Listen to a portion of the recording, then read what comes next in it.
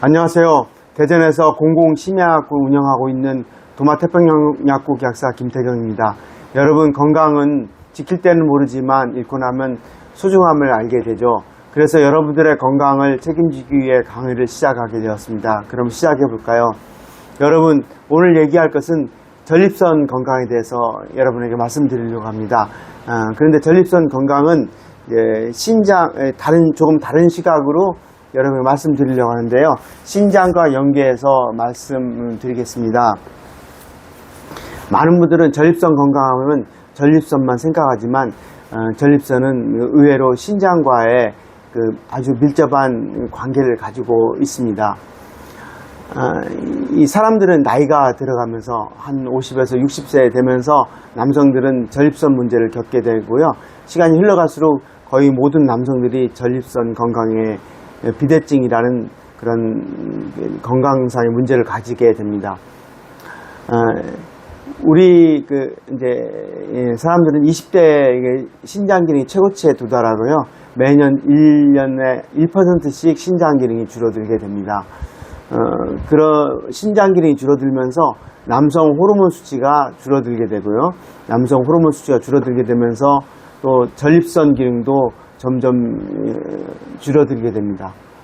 이러한 나이 외적인 것으로는 현대생활이 되게 자동차를 많이 끌다 보니까 오염물질이 이제 공기 중에 많이 있어서 수은, 카드뮴, 납 같은 중금속들이 우리도 모르게 흡수하게 됩니다. 또 한 가지는 우리가 식생활의 변화로 인해서 어류를 많이 먹게 되는데요. 어류 속에서는 이 어류 메틸 수은이라는 수은이 이제 큰 물고기일수록, 예를 들면 물고기일수록 농축되어 있을 가능성이 크고요. 우리가 그것을 먹게 될 때 우리도 모르는 사이에 이러한 중금속이 우리 몸속에 들어오게 됩니다. 이렇게 들어온 중금속은 우리 몸속에서 체내에 돌다가 이제 배출되지 못하고 간하고 신장의 세뇨간에 축적이 되게 됩니다. 우리가 수명이 이게 적을 때는 몰랐는데 수명이 늘어나면서 이러한 세뇨간에 축적된 중금속은 세뇨간을 상하게 하고 신장의 사구체를 상하게 해서 결국은 신장 기능이 좀 떨어져서 배뇨량이 줄어들게 됩니다. 이렇게 나이가 들거나 우리 외적으로 중금속 등이 원인이 돼서 신장의 배뇨량이 줄게 되면요, 어떤 일이 발생하냐면 신장은 여기 뒤에 있고요. 방광에 모았다가 그다음 밑으로 내려보낼 때 전립선을 지나가게 됩니다. 그런데 신장의 배뇨량이 줄어들게 돼서 소변량이 줄어들게면 전립선은 이 소변의 양을 일정하게 하려고 하는 보상적인 작용이 있게 됩니다. 그래서 전립선 비대가 생기게 됩니다. 그러니까 전립선 문제는 신장 기능과 아주 밀접하게 돼서 이 동시에 이렇게 생각을 하는 것이 이렇게 옳다고 사료됩니다. 신장이 건강하다는 것, 신장이 건강하다는 것은 여가율, 그러니까 신장이 EGFR 수치가 굉장히 높아서 이 콸콸콸 소변이 나가게 되면 전립선 문제도 자연히 해결이 되는 것이죠. 그래서 이러한 신장과 전립선 건강은 밀접해서 이 두 가지를 생각해서 오늘 소개시켜줄 이러한 제품에는 신장과 전립선 건강을 생각해서 소팔메트, 옥타코소놀, 그다음 아연, 셀레늄, 비타민 E, 비타민 B, 마카, 비수리 같은 이런 성분들이 골고루 들어 있습니다. 그러면 이제 먼저 이 제품에 들어 있는 성분들에 대해서 한 가지씩 제가 설명드리겠습니다.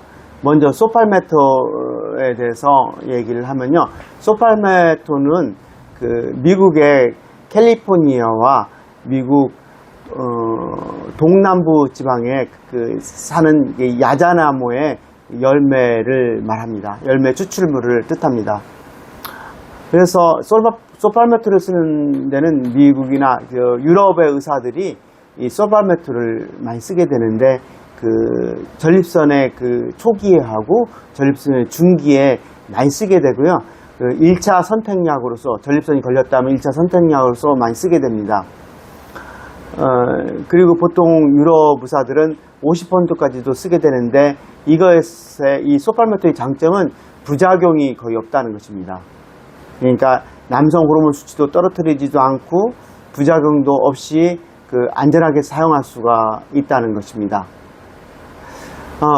그러면서 소팔메토를 쓰게 되면은 그 배뇨량, 그것이 좀 부드러워지는 것을 이제 그런 효과를 봤고요. 보통 소팔메토에 쓰이는 그 처방약에 쓰는 양은 보통 320ml를 보통 쓰게 되는데, 310이나 20 이렇게 쓰게 되는데, 여기에는 소팔메토 양이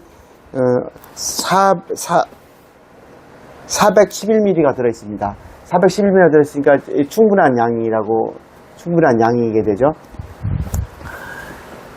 소팔메토의 작용 기전은 어떻게 되냐면은, 소팔메토는 그 보통 전립선 기능이 악화되는 요인은 남성 호르몬 테스토스테론이 그 이제 DHT라는 물질로 변하면서, DHT가 그 전립선을 비대를 일으키는 원인으로 지목되고 있습니다.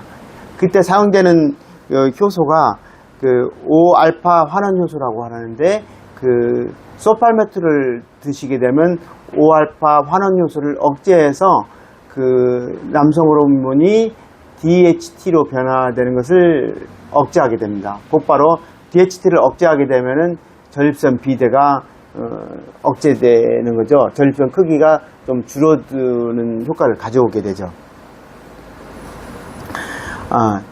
또 한 가지는 그래서 전립선을 좀 크기를 줄이고 그런 억제를 해서 배뇨가 이제 좀 원활해지면은, 그 소팔메토로 인해서 배뇨가 원활해지면 어떤 역할, 신장에는 어떤 역할을 가지냐면은, 소변량이 잘 나가게 되면은 역으로 소변량이 적게 나갈 때는 역으로 그 소변이 신장으로 올라와서 신장 손상이 일어나는데, 그 신장 손상을 막아주는 간접적인 효과가 있게 됩니다.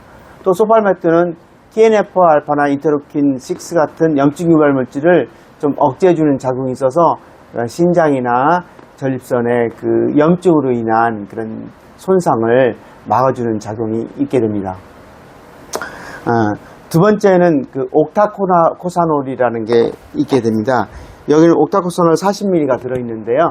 옥타코사놀이 하는 것은 어떤 거냐면은, 그 활성산소를 제어를 해주게 됩니다. 활성산소를 제어해서 잘 제어해주고, 두 번째는 그 피 속에 있는 그 이상지질 혈증을 좀 개선해 주게 됩니다. 이상지질 혈증을 어떤 걸 개선해 주냐면, LDL 수치를 좀 낮아주고요.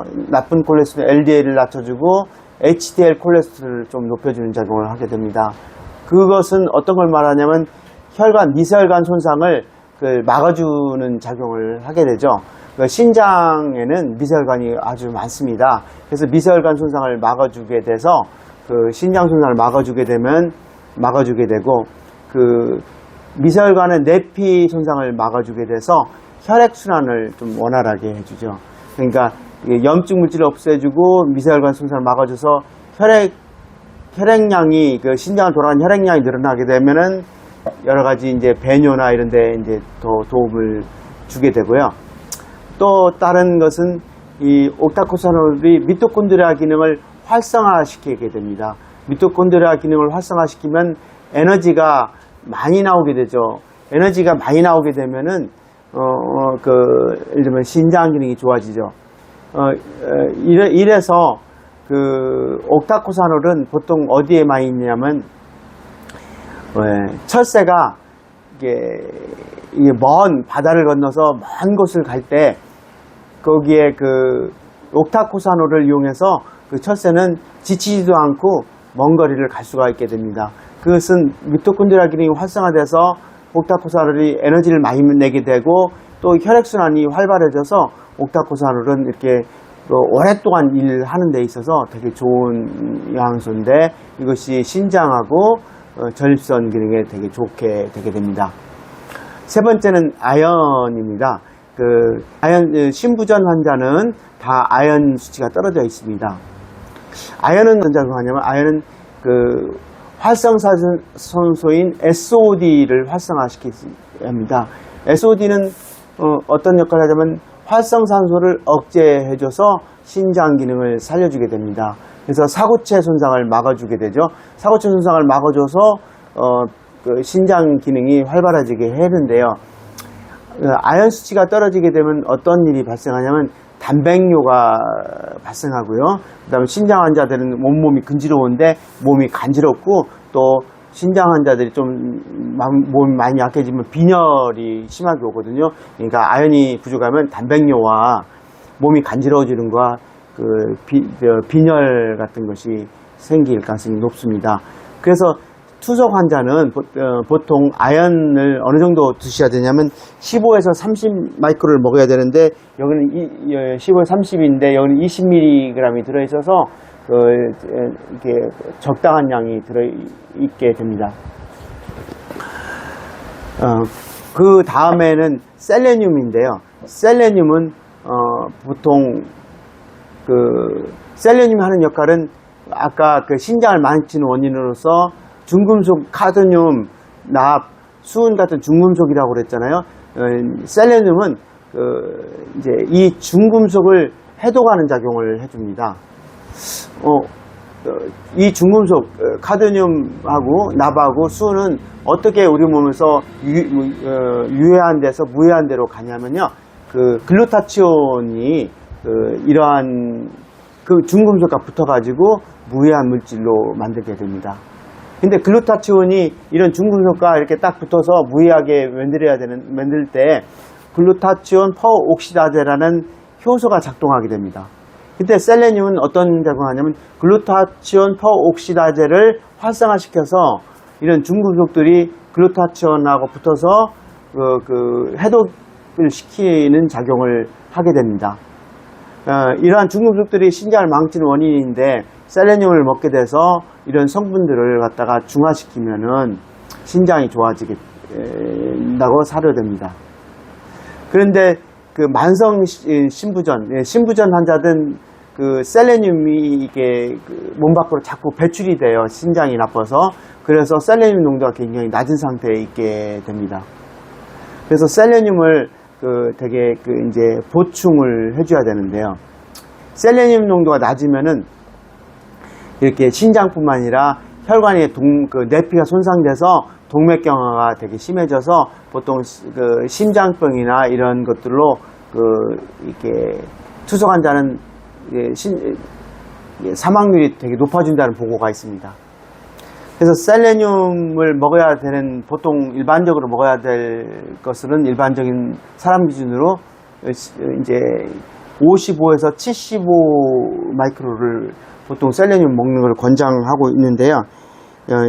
여기서는 셀레늄이 50 정도, 여긴 셀레늄이 50 마이크로가 들어 있습니다. 그러니까 나머지 이제 55에서 75니까 거의 50 마이크로니까 음식중에 좀 들어오니까 거의 셀레늄 농도를 보충해 줄 수가 있게 됩니다. 근데 셀레늄은 또 항산화제 역할을 해서 셀레늄은 TNF-알파나 인터루킨 6 같은 것을 억제를 해주기 때문에 신장하고 이제 전립선의 염증을 또 없애줘서 전립선에도 되게 좋은 영향을 미치게 됩니다.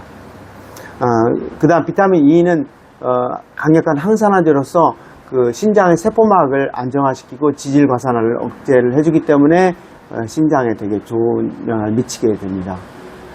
비타민 B군으로는 B1, B12, B6, B12가 쓰이는데 B1은 비타민 B1은 신장세포나 전립선 세포에서 미토콘드리아 기능을 활성화시켜서 에너지를 많이 만들어서 신장이나 전립선 세포가 활발하게 해주고 B2는 글루타치온을 활성화시키는 역할을 합니다. 글루타치온은 강력한 그 항산화제, 그 활성산소를 없애주는 역할을 하기 때문에 비타민 B2는 큰일을 하는 거죠. B6하고 B12는 어떤 역할을 하냐면 신장이 나빠지면은 혈관의 미세혈관 내피세포가 나빠져서 동맥경화, 죽상동화가 돼서 또 전립선도 혈관이 죽상동화돼서 악화되잖아요. 근데 이 B6와 B12는 그 혈관의 호모시스테인 농도를 낮춰줘서 이런 죽상동화를 막아주고 있게 됩니다. 그 다음 성분으로는 그 마카가 있는데요. 마카는 그 미토콘드리아 기능을 활성화시켜서 그 세포가 그 신장이나 전립선이 활발하게 해주고, 마카의 기능에는 남성 호르몬 수치를 되게 높여서 강화시켜주는 면이 있어서 옛날부터 신장을 강화시키는 약재로 쓰였습니다. 그다음 비수립이라고 하는 것은 이걸 야간문이라고 그러는데요. 야간문은 무슨 뜻이냐면 밤에 그 문에 빗장을 걸어주 담근다는 뜻입니다. 그 말은 밤에 소변을 보러 가지 않을 정도로 좋다는 얘기죠. 비수립을 먹게 되면 그 강력한 이뇨작용을 해줍니다. 소변을 이렇게 잘 나가게 해줘서 신장에 좋은데요. 소변이 잘 나가면은 그 어떤 작용을 하냐면은 염증 물질, 신장에 있는 염증 물질이나 전립선에 있는 염증 물질을 잘 몸 밖으로 배출하게 돼서 이렇게 신장을 보호해주고 있습니다. 그리고 또 비수립을 계속 먹게 되면은 어떤 하냐면 그 테스토스테론, 남성 호르몬 수치를 강화해준다고 보고가 되고 있습니다. 오늘 말씀드린 소팔메토, 옥타코사놀, 아연, 셀레늄, 비타민 E, 비타민 B, 마카, 비수리잎 등은 신장과 함께 전립선을 건강하게 해주는 성분들입니다. 우리 남성들은 이제 지금은 100세 장수 시대잖아요. 그래서 전부 다 어떻게 보면 이런 전립선이 약화되는 그 환경에 처해 있습니다. 전립선이 점점 퇴행적으로 약해지면은 전립선이 나중에 요오도가 폐쇄되고 전립선 암의 원인이 될 수가 있게 됩니다. 그리고 생활의 질도 떨어지게 되죠. 그렇기 때문에 이 전립선 건강을 지키는 것은 매우 중요하게 됩니다. 전립선을 지키려면 신장을 지켜야 되고요. 또 신장이 건강해야 전립선도 제 기능을 할 수가 있습니다. 앞으로 전립선을 이제 걱정하신다면 신장과 함께 같이 생각하는 이런 통합적 접근을 해주는 것도 지혜롭다고 생각이 듭니다. 오늘 강의는 여기까지입니다. 여러분 끝까지 함께 해주셔서 감사합니다.